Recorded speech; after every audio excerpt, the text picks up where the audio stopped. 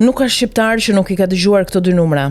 Në vitin 2024 kanë hyrë 11.7 milion turistë dhe në vitin 2030 Shqipëria turistike e socialistëve synon të pres 30 milion turistë. Këto shifra nuk mund t'i kundërshtojmë sepse kryeministri është kujdesur personalisht pothuajse çdo javë të na ngulisë në mendje me krenari arritjet edhe ambicet socialiste në këtë sektor. Madje buletini statistikor për turizmin I përgatitur nga Ministria e Turizmit është I mbushur me grafik ku shkëlqimi edhe rritja është e dallueshme. E pra, 30 milion turistë për 2030-ën. Janë kali I betejës zhvillimore të socialistëve I cili do të tërheq drejt mirëqenies karrocën tonë ekonomike. Nëse zgjerimi I sektorit të turizmit do të shoqërohej me zgjerimin e disa sektorëve të tjerë të ekonomisë, siç është bujqësia apo industria ushqimore, nuk do të më mungonte vullneti për ta besuar, por faktet tregojnë se ka ndodhur ndryshe. Për shembull, në vitin 2024, për shkak të rritjes së numrit të turistëve është rritur edhe konsumi I birrës. Në Shqipëri janë konsumuar gjatë 2024-s gjithsej 95.000 ton birr, por 59.000 ton ose 62% e këtij konsumi ka ardhur nga importi, ndërkohë që vetëm 38% e birrës konsumuar ka qenë birrë vendase.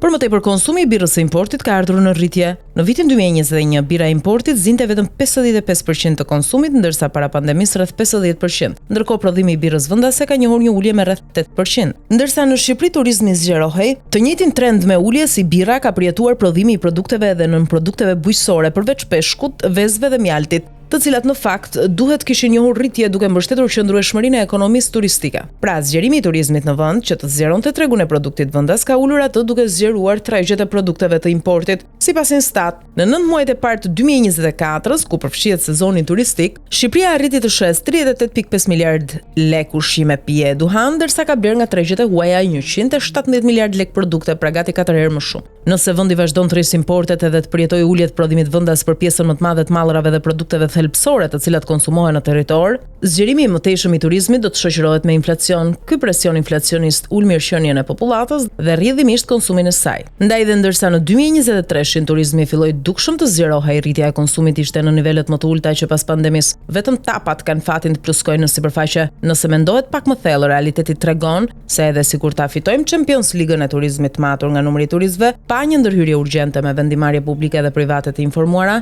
turizmi do të jetë jo vetëm kali I zgërlaqur I rritjes ekonomike, por fatkeqësisht aty do të vazhdojnë lehtësisht dhe me dritë shkurtësi të alokohen burimet financiare dhe njerëzore duke dobësuar fuqinë edhe aftësinë e sektorëve të tjerë, të cilët janë një mundësi reale për zhvillim të qëndrueshëm.